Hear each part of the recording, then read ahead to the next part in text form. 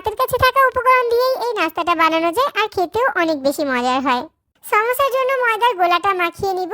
এখানে একটা বাটিতে 1 কাপ নিয়েছি ময়দা, হাফ চামচ লবণ দিচ্ছি, হাফ চামচ দিচ্ছি কালো জিরা, 2 টেবিল চামচের মতো রান্নার তেল দিয়ে দিয়েছি। এখন শুকনো ময়দাটাকে খুব ভালো করে মাখিয়ে নিব। শুকনো ময়দাটা মাখানোর পর যখন এরকম হয়ে যাবে, খুব সহজে ভেঙে যাবে না, তখন বুঝতে হবে এটা একদম ঠিক আছে। এবার নরমাল তাপমাত্রার পানি অল্প অল্প করে দিয়ে একটা গোলা তৈরি করে নিতে হবে। ময়দার গোলাটা খুব বেশি শক্ত আবার খুব বেশি নরম হবে না। এবার এই ময়দার গোলাটাকে 10 মিনিটের জন্য রেস্টে দিয়ে দিচ্ছি। এরপর একটা বাটিতে 2টার মতো আলু সিদ্ধ করে একটা পটেটো ম্যাশার দিয়ে আলুগুলোকে ম্যাশ করে নিচ্ছি। এবার চুলায় একটা কড়াই বসিয়ে 2 টেবিল চামচের মতো রান্নার তেল দিয়ে দিয়েছি। তেলটা গরম হয়ে গেলে একটার মতো পেঁয়াজ কুচি দিয়ে দিচ্ছি আর পেঁয়াজটাকে হালকা করে একটু ভেজে নিচ্ছি। তারপর এখানে হাফ চামচের মতো বিট লবণ দিয়ে দিচ্ছি, হাফ চামচ দিচ্ছি গরম মশলার গুঁড়া, হাফ চামচ দিচ্ছি জিরার গুঁড়া আর হাফ চামচ দিচ্ছি ধনিয়ার গুঁড়া, হাফ চামচ দিচ্ছি গোলমরিচের গুঁড়া। জিরা আর ধনিয়ার কাঁচা ঘ্রাণটা যাওয়ার জন্য তেলের সাথে হালকা করে একটু ভেজে নিতে হবে।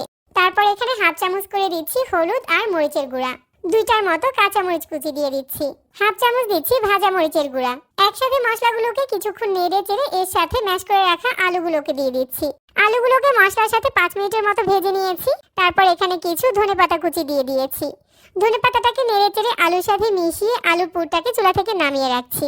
এই সময়ের মাঝে ময়দার গোলাটা খুব ভালো করে সেট হয়ে গিয়েছে। এখান থেকে একটা গোলা নিয়ে বোর্ডের উপরে রেখে পাতলা করে বড় সাইজের একটা রুটি বেলে নিচ্ছি। এবার রুটিটাকে এভাবে স্লাইস করে কেটে নিব। একটা রুটিকে আমি 8 ভাগ করে কেটে নিয়েছি। প্রতিটা স্লাইসের উপরে রেডি করে রাখা আলুর পুরটাকে গোল করে দিয়ে দিচ্ছি। তারপর এভাবে সাইডে একটু পানি লাগিয়ে 2 সাইডটাকে এভাবে ভাঁজ করে দিচ্ছি। এখন রুটির যে বাড়তি অংশটা আছে ওটাকে ছুরি দিয়ে এভাবে করে একটু কেটে নিচ্ছি আর উপরে আবার একটু পানি লাগিয়ে এভাবে করে সিল করে দিচ্ছি। সহজেই কিন্তু সুন্দর ডিজাইনের একটা সমোসা তৈরি করে নিয়েছি। আর প্রতিটা সমোসা ভাঁজ দেওয়ার সময় পানি দিয়ে সিল করে দিতে হবে।